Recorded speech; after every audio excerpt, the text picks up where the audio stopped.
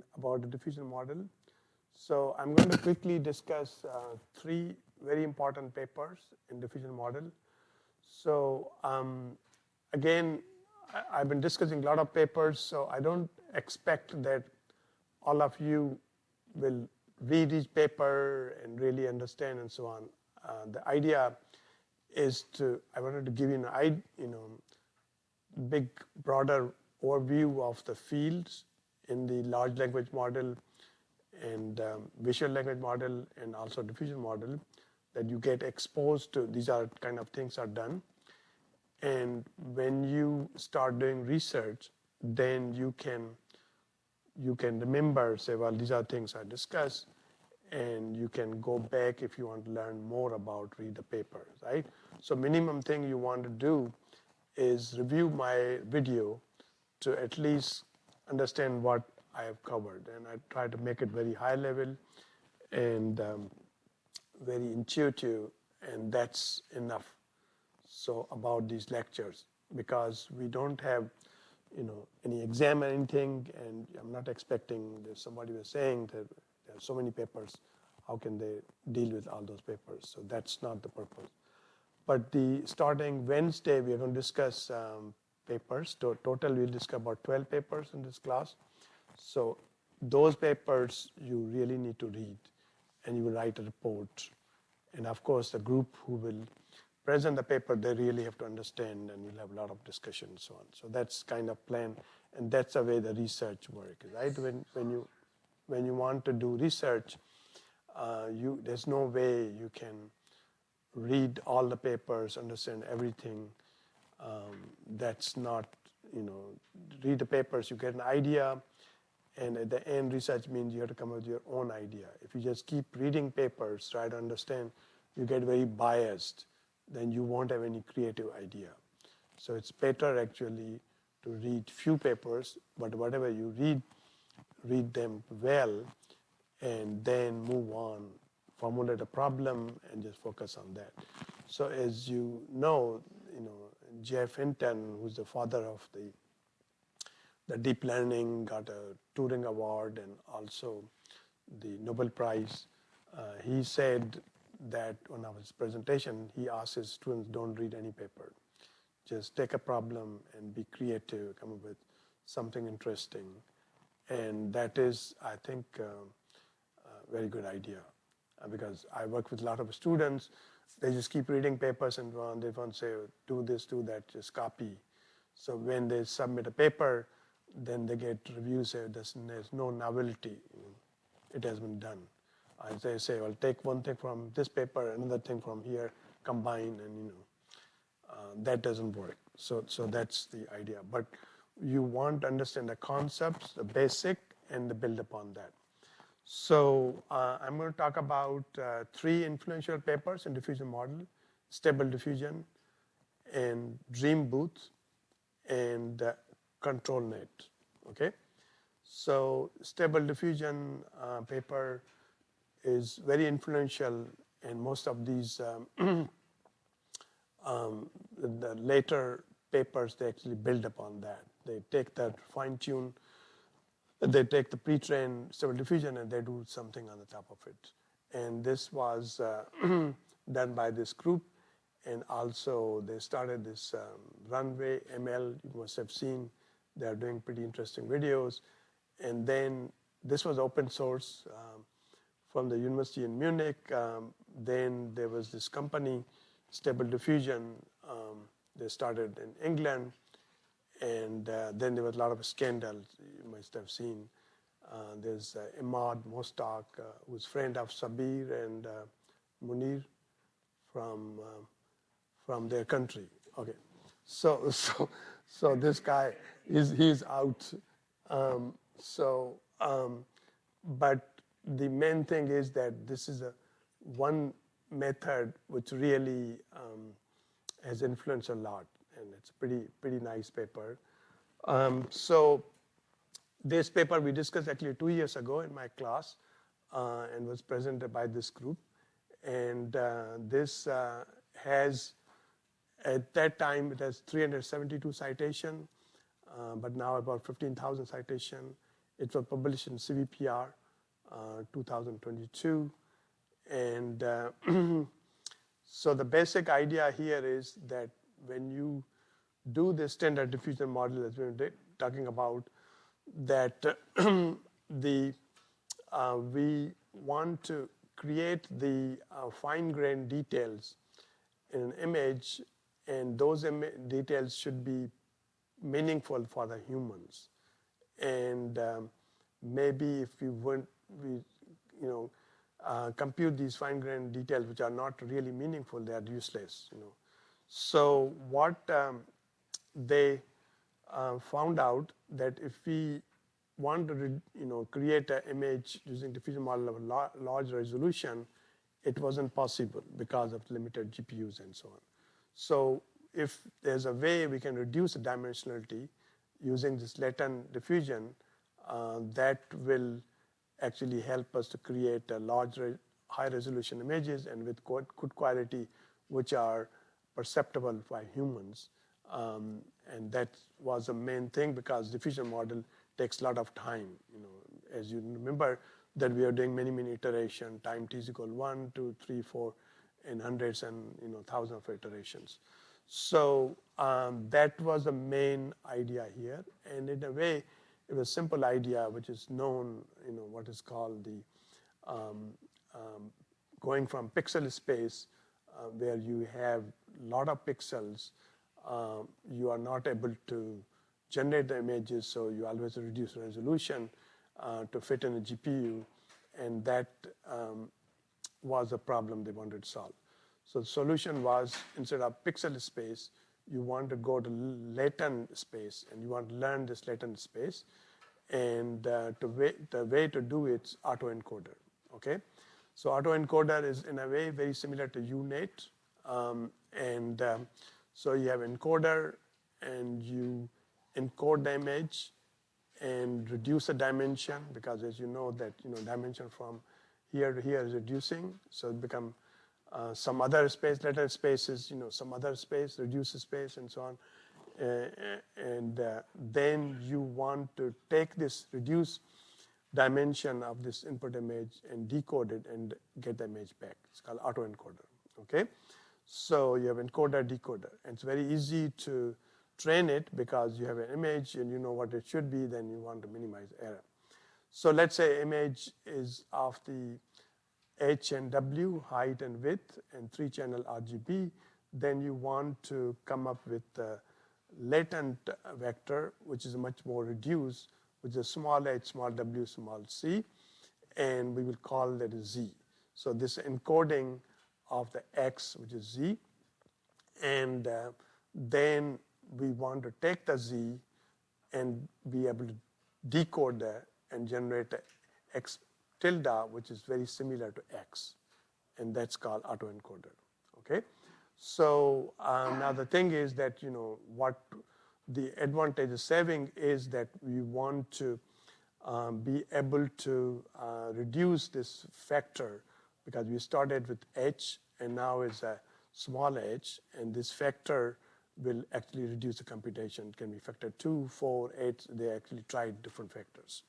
Okay, so now how do we train this autoencoder? They spend quite much time to come up with a better autoencoder. Then after that, it's very simple. So autoencoder has these losses. So we want to learn the encoder and decoder. These are the parameters of this discriminator. And so it has these 3 losses. One is the reconstruction loss, which means we want to encode x and then decode x. This should be very similar to original x, okay, which makes sense. And this one is adversarial loss, that we want to have this competition between the encoded image and the original image, and we want to make it as close as possible. And then regularization loss, which is will put these z in the space which is in the zero mean and standard deviation, the identity and covariance matrix. So now reconstruction loss, you can do L1, L2. Just look at the pixel-wise difference, absolute difference or square difference. That's one. But what they found out that if you use a perceptual loss, which is more meaningful, and there was another paper, perceptual loss by Fei Li and his other students, that actually makes a difference. It's better to use that also. So it has two parts, style and features. And so the idea is that we take these image X and we run it through VGG, which is CNN. And some of you must have already used this, the different ResNet and before ResNet was VGG and so on. So you put an image, you get these different features, different layers, which are shown here. So you want, instead of just computing the difference between the raw intensity value, the RGB values, you want to compute the difference between the features, and which are more meaningful. So that is the features difference. And so it's shown here. So suppose if these are the features, then for the jth layer, then we want to compute the features of the original image and encoded image and find a difference. We want to minimize that. Yes? Style is like texture. Yeah, I'm going to talk about it. So these are the just feature difference. So the style features, as he asked, are the more, in a way, they look at the relationship between the features in one particular layer with all other channels. So suppose this is a channel C and this is channel C prime, and you want to look at how they correlated, and you compute this matrix, which kind of capture the correlation of these different channels for this X image, and you want to also compute these for the Y hat, which is the reconstructed image or encoded image, and we want to minimize that. So it's captured, as you say, more like a second degree of the features, simple features, and then when you find the co-occurrence or correlation, it captured styles and texture and so on. So those are the two features they use. And then the second loss is adversarial loss. So adversarial losses came from the gain. As you know, that before actually diffusion model was a generator adversarial network, GAIN, which became very popular. So that can be used also to generate images. So the idea here is that you have an image, and then you are encoding the image, which is shown here. So you want to use this loss so that they play a game between the real image and the fake image. So the generated image is kind of fake image, okay? And real image, which is here. So there's a discriminator which will decide, that how, you want to basically generate image as good as possible so that discriminator is not able to distinguish between real and fake. And that's the adversarial loss. So it's a very simple that we have basically a classifier, which will, binary classifier will given a real image, and the fake image will tells you, it will classify each of those, and you want to make it very similar to that, so that it's not able to distinguish. It will say, fake is also real. So the way it works, that we have this discriminator, you want to find out the log of the original image, and you want to actually increase this and you want to decrease this, because you want to be able to make it so that when you look at this, you take an image X, you encode it and then decode it. Now you give this encoded, decoded image to the discriminator, and that will be able to tell you that, well, it's not as good as the original image, and you keep going like that, and then at the end, it'll become better. So that loss actually will help you. So the last loss is a regularization loss. So you want to, so we have talked about scale divergence, scale regularization, and you will see again and again. And the basic idea is very simple, that you have two probability distribution, P and Q, and we want to look at how similar they are, what's the distance. So this PQ means what's the distance from P to Q, okay? So we look at the probability for each, and then log ratio of P of Q P of X divided by Q of X. So what they do, that as you know, that when we have this diffusion model, we have this Z, and which is zero mean and identity covariance matrix. And this is the diffusion model. This is noise for our case, and this is standard deviation, and we want to make it very similar to that. So this normalized, the scale is done. So this will be the last loss. Then at the end, it's very simple.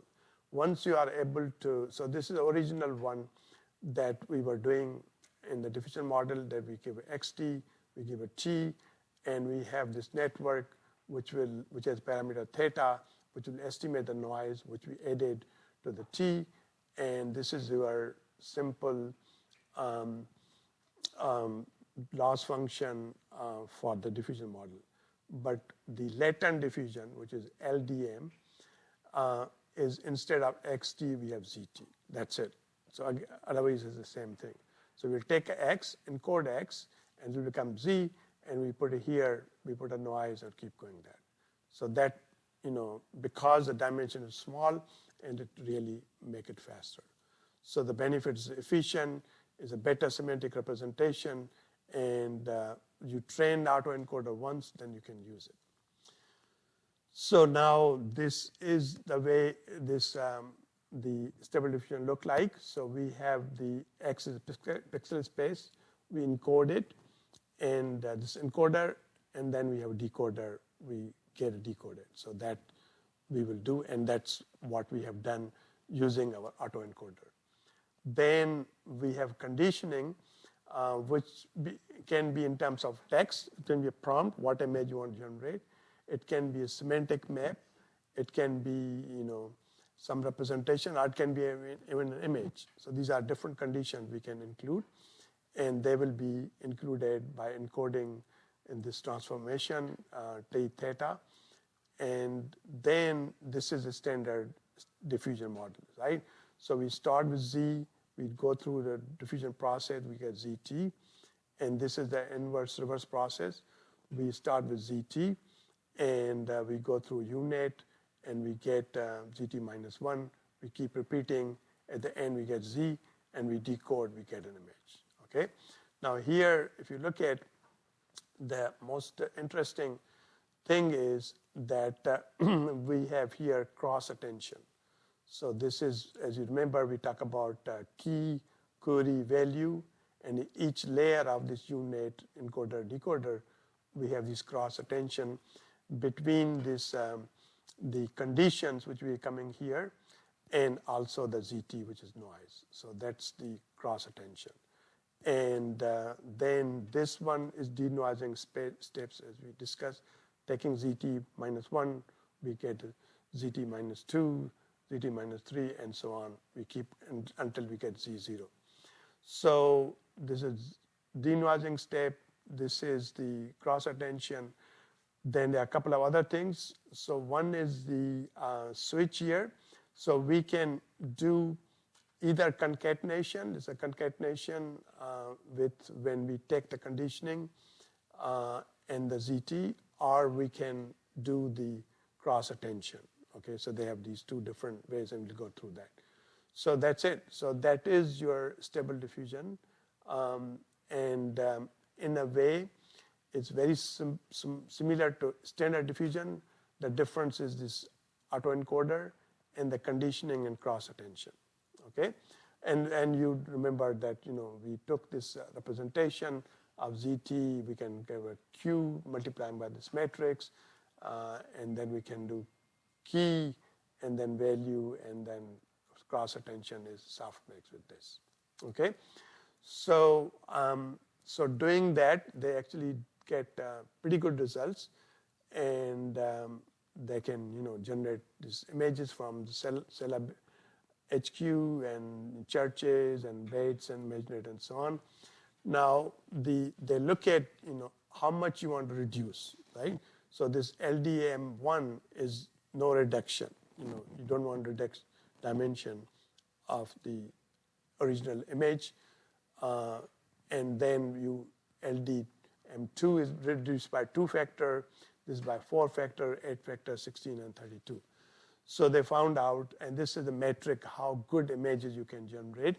So they found out that the 4 and 8, they produce a bad FID. If you keep reducing, then you lose the information, and that's not good. Okay? And same way, there's another metric called inception score. Again, they found out 4 and 8 reduction from the original resolution is better, so which is good. So I think you can do a lot of interesting things here. So suppose you can have these kind of things. So if you look at this one here, so here you can put a table, and you can put a vase and tower and a wall, and then you can generate these kind of images, because you can give these a condition with a prompt, and you can, be able to do that. And this is the layout of the image which you want to generate, as compared to just one image of, say, a train or something like that, which is very nice. Other in painting, we went through this, that you want to say, in paint, you want to remove this thing and make it real. This is in painting. And you want to remove this one, and so on, and like that. So, which is, very nice. So again, this can be done in the conditioning. You can either do concatenation, take an original image and the mask and put in there, or you can put it as a conditioning also. So that was the stable diffusion. Now, stable diffusion, lots of applications. So this is the paper. One of my student, Niall, is going to present in a couple of weeks in WECVI, is also a winter conference in computer vision. Now, we want to use these in painting to solve the practical problem of computer vision called person re-ID. So now what the idea here is that you want to recognize a person which is captured from different camera at different times. And but you want to be able to recognize if they change the clothes, because that's a very challenging problem. So let's say, this is same person, different clothes. And this is also same person, different clothes. So does anybody know who's this guy? I thought he's famous, no? Yeah, and how about this one? Okay, so now can we recognize, these people, very different races and so on, and that's called re-ID, okay? So now you can have this cloth changing re-ID data set. This is a paper in 2022 in WECVI, where this is the cloth consistent short-term re-ID, because this person is in short time taking picture from different cameras, and it looks the same, but here it's a long term that, this person, the same person, but a different clothes. So this is what Niall generated, applied this stable diffusion with in-painting to solve this problem. So what we want to do is be able to take this image and generate these images of this person with different clothes, which is nice, okay? And this, in a way, leverages what you have learned, the large language model, the large visual language model, LAVA, and this is kind of brief overview of how it works. So we have a particular data set, we have a training data set, okay? So we give it to Lava and ask to describe what clothes this person is wearing here or here and so on. So then Llama, which is a large language model, will summarize all the clothes. So these are the clothes from flower shirt and white shorts, and so on. So we get all these for all the data set. Then we take an image and segment it, different parts of the body. So this becomes a mask, and you give this mask to Stable Diffusion, do the in-painting. And in painting, you give condition, you want to put these different clothes. And that's the idea. So now we can get actually different clothes of this person.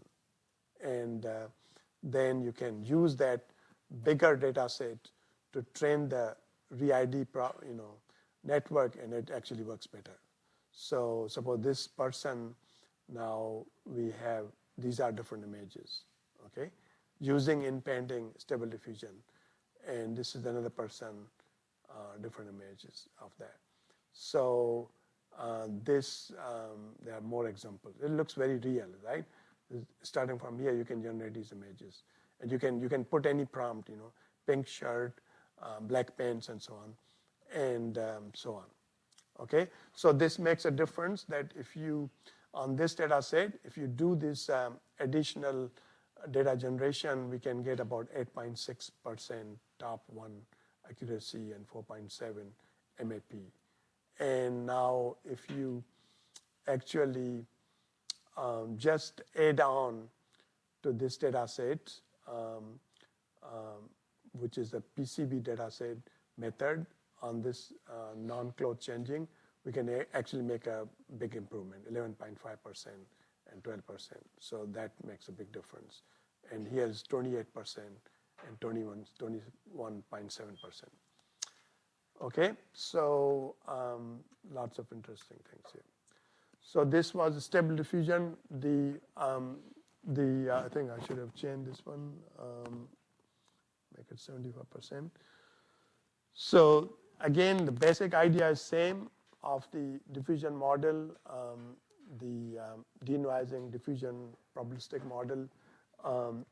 The main difference is you use the autoencoder to reduce a dimension, and then use a cross attention with the condition, and then that's it. So, and they provided a code, everybody used it, and actually that's the way the company started, Stability AI, and there was all this news about it.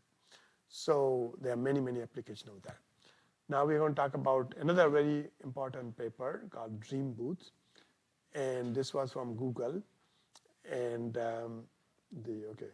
so this is Dreambooth paper. This was also in CVPR, and actually it's called a Best Paper Award in CVPR 2023.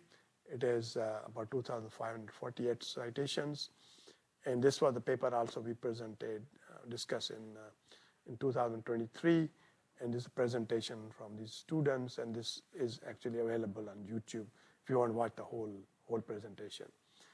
So now the idea here is that, as you have seen, that these diffusion models can generate very, realistic images, very, high resolution, very nice, very impressive. But now, if you want to use that for your personal use,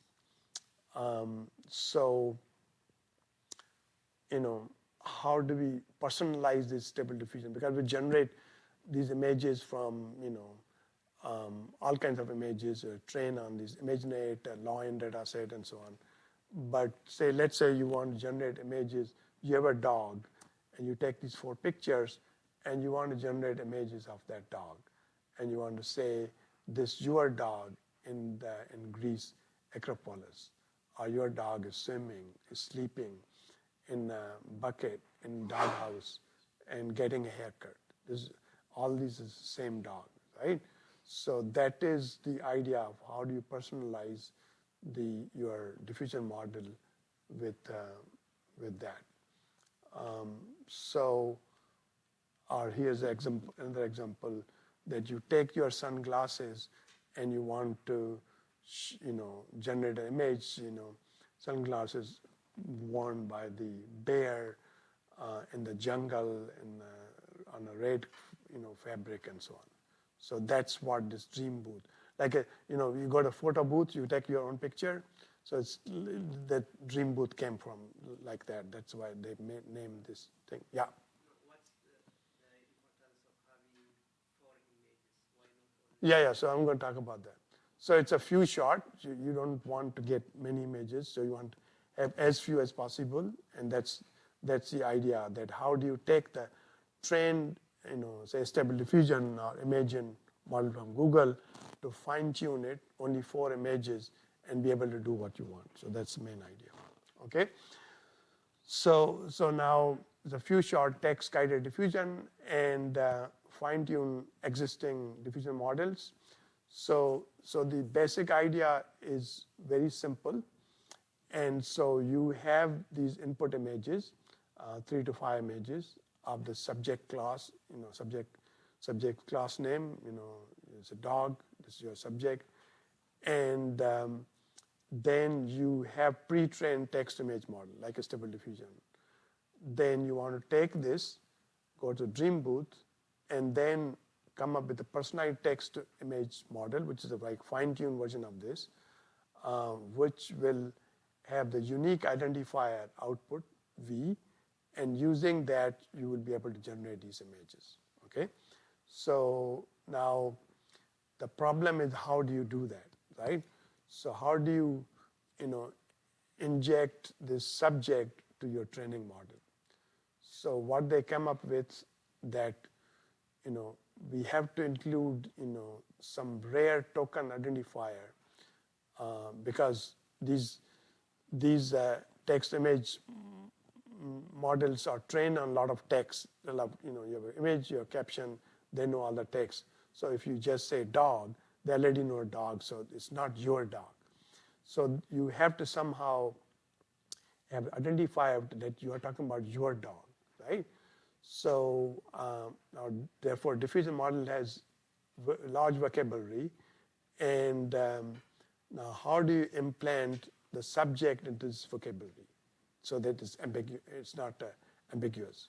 So what they came up with this syntax is the A identifier. So we want to come up with this identifier, then your class noun like a dog or whatever that is. So this will be A. This is V is a identifier. A V dog in the beach. A V dog walking in a colorful carpet. Okay, so this is your unique identifier, and so the naive approach will be say, well, you put a unique or a spatial,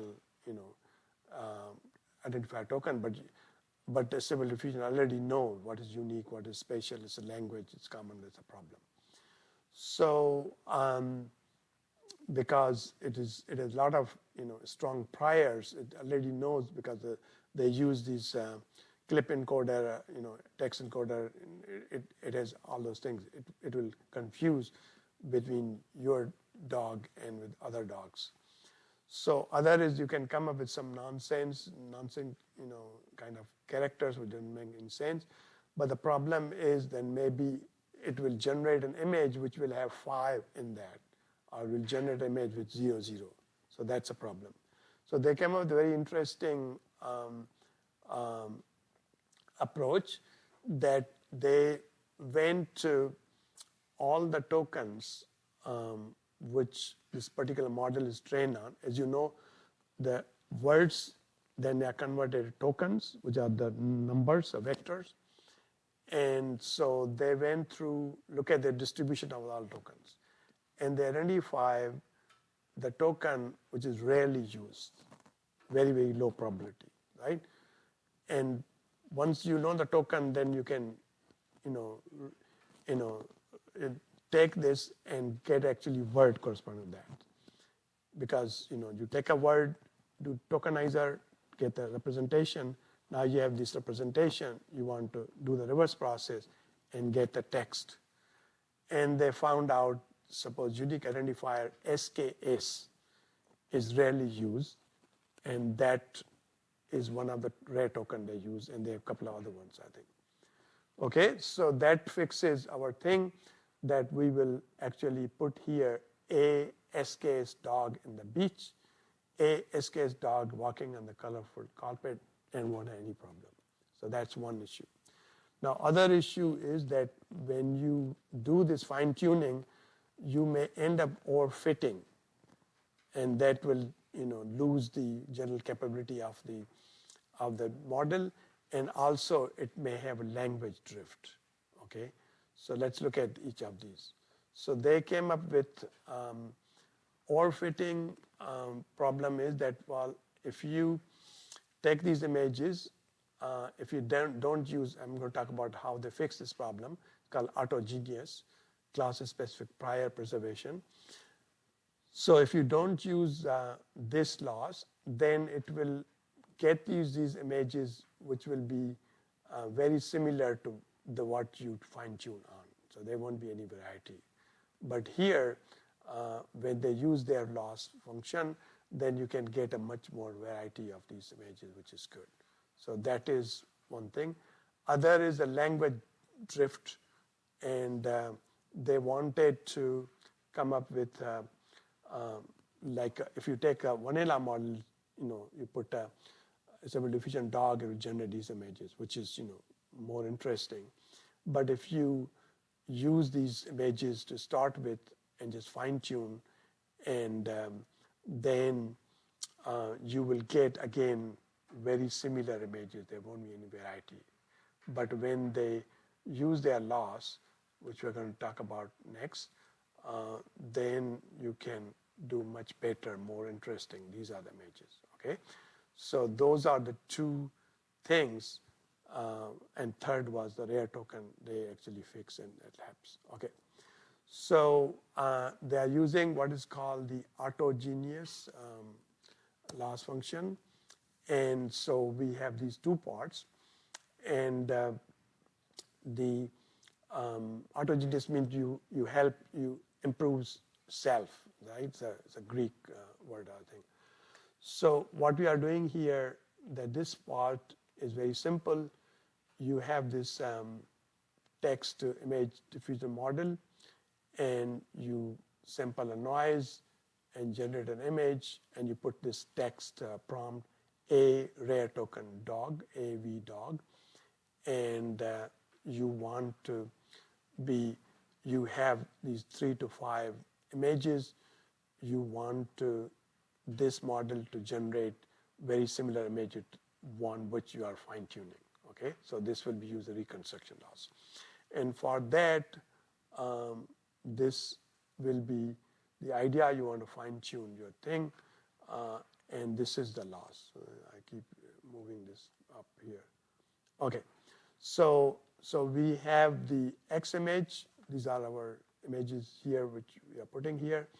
We put noise, and then condition, which is this one, a V dog, and then we know the real images which we are putting.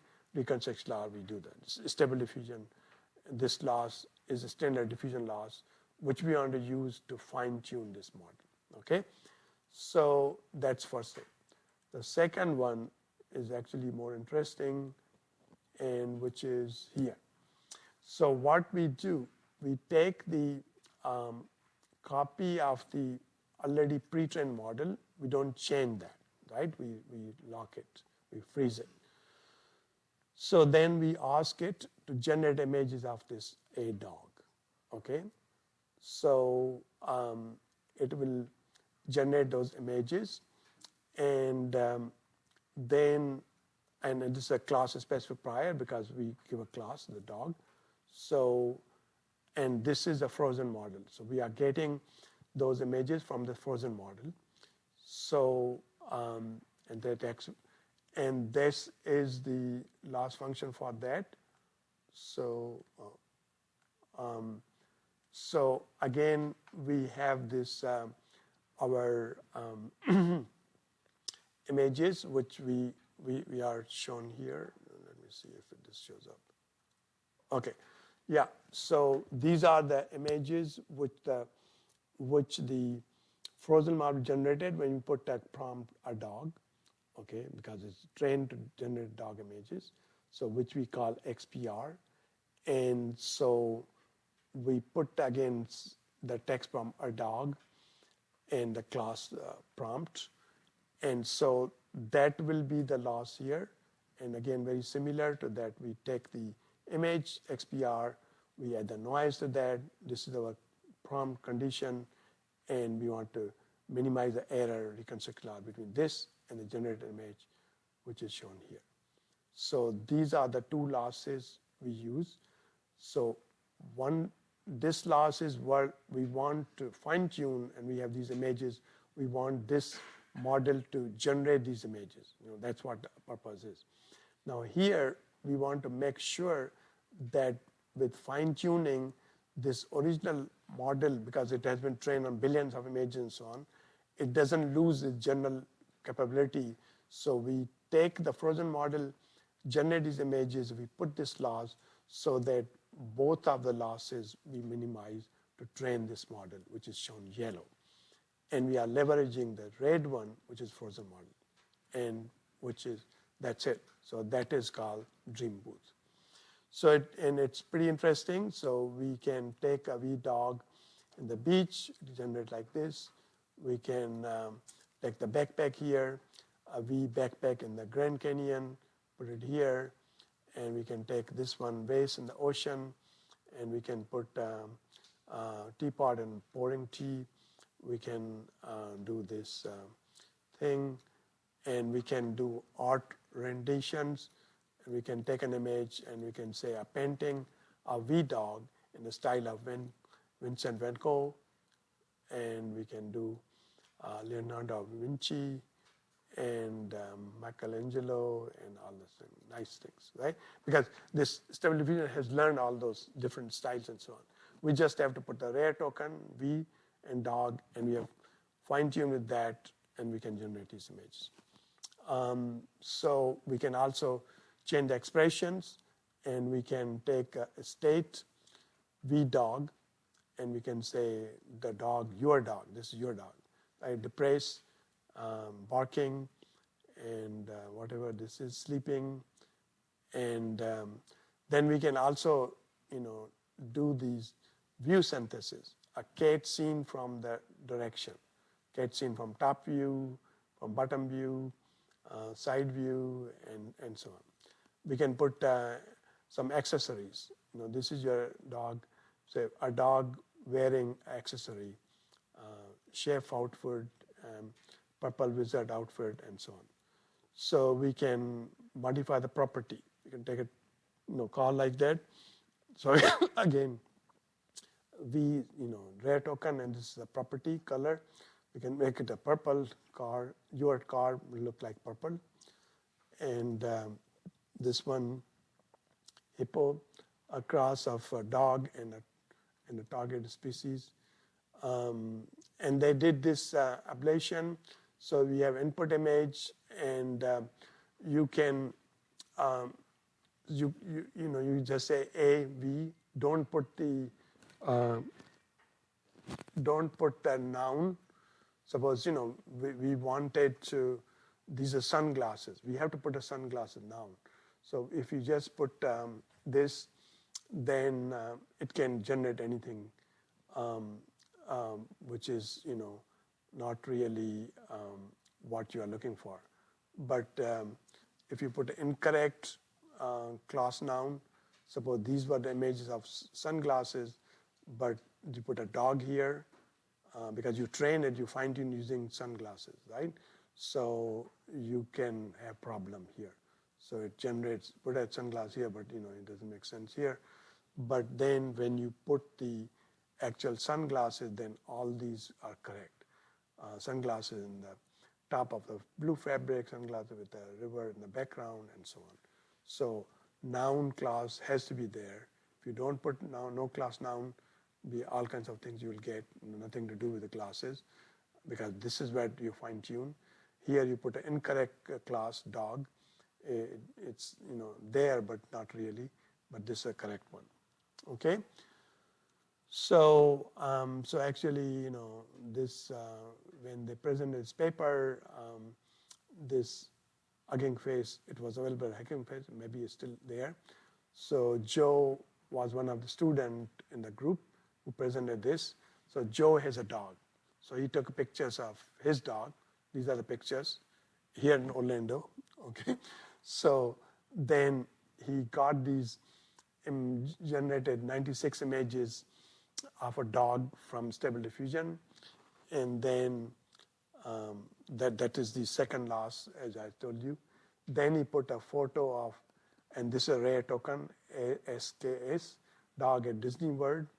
So then a photo of SKS dog running in the forest. This is the same dog, right? This dog. I mean, looks similar. So then he took this UCF Nitro, these images, and then now the problem was to get the night images from Stable Diffusion. You get all kinds of images, 200. So there they have to do several, but here they have to get 200 to make it work. And then say photo of SKS night at the beach. So this is UCF night, right? And photo of SKS night riding a bike and so on. Okay, so there's Dreambooth, which is a specialized diffusion model for you. Just take few pictures, you can fine tune, and very intuitive, autogeneous, that you want to make the model to fine tune for those images, but at the same time, it should not forget the original what it was trained on. And the issue is to introduce a rare token to tell it that these images of what is the you are not putting a prompt anything, but this is you are talking about particular rare token that you are generating images what you have fine-tuned on, and you can do lots of interesting things. So one last thing, Controlnet, which is also very important, nice paper. It actually got a MAR prize in last year, I think last year or 2 years ago, maybe 2 years ago, yeah, in Paris. MAR prize is the best prize you can get in computer vision, right? David MAR prize. I'm not sure if I told you or not. So David Marr was the researcher, English researcher. He died young, 35 years old. Got a PhD in neurophysiology from Cambridge, I think, and went to MIT and started this whole new area of computer vision, new approach of computer vision, learning from brain, how it works, and neurophysiology and so on, and more computational approach.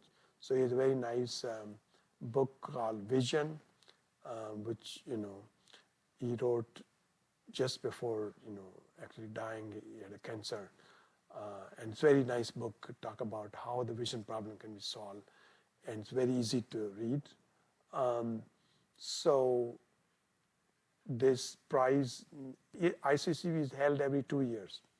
Okay, last time it was in Paris, and this year will be in Hawaii. So the deadline is March 7. So if you want to submit a paper, some of you guys are going to submit paper to ICCV. So this got MAR prize, Controlnet, and the idea again is very simple. In all these things, you will realize that the basic things in all these diffusion model papers are very simple, right? So you take an image, you noise it, then denoising, and that's it. Now the things what matters, what you add on it, and then how do you come up with some creative ideas to do more things. So what Dreambooth is example that they thought about, say, well, okay, I have this diffusion model, stable diffusion, trained on billions of images I can generate, but what is good for me, personalized? So they say, well, I'll take picture, can I make my images, which is good. The stable diffusion, the idea was that, well, it's great, but it takes so long to train, it really, nobody can use it. So they came and said, well, how to reduce time dimensionality so we can train it quickly and works pretty well. So here, idea is that, well, can you add additional control when you want to generate these images using diffusion model, okay? So when you can add those conditions, so because what we have talked about so far, that they provide, they don't provide a control over spatial composition of image. You can say generate an image of a dog, it will generate, but dog can be anywhere.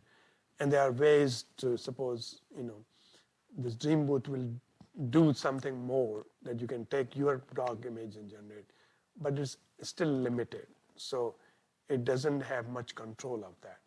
So now, so what this Controlnet paper did, that it enabled a fine-grained spatial control by introducing some of these control using edge images, human pose skeleton, segmentation maps, depth, and normals.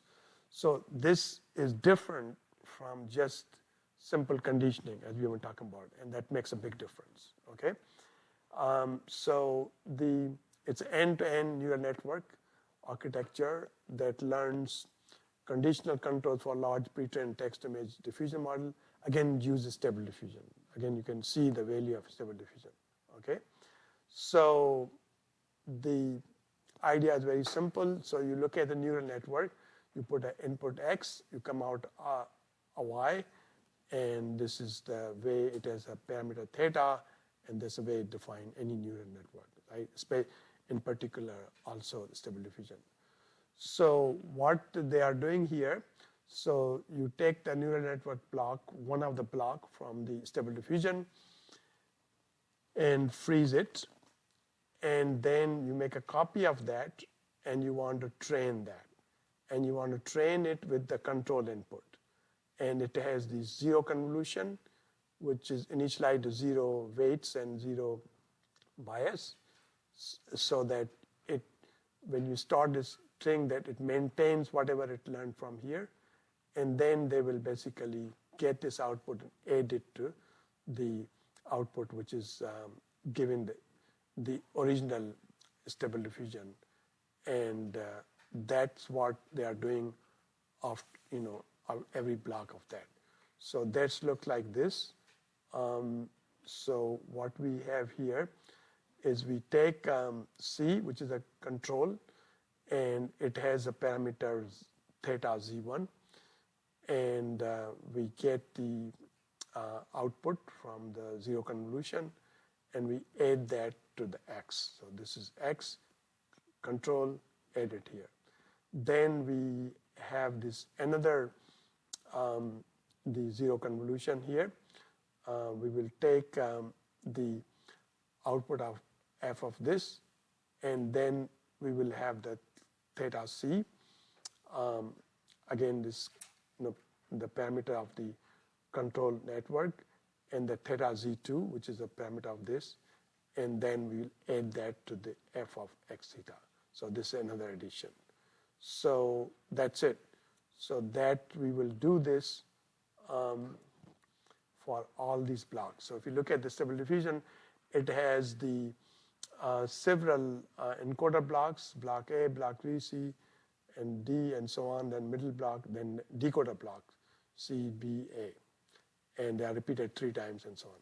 So traditionally, we have prompt, text encoder, we have time encoder, and we go through this thing. So what we have done here, that we added the control here, and move this one here. We have added control here. We take the Z, T, whatever that is, from different blocks, the noise, and we add to the condition, and we go through the standard ST encoder block trainable copy, which is exactly same here, and we keep them dead. And after that, we have zero convolution, we add here. After that, zero convolution, add the next one, next one, next one, and that's it.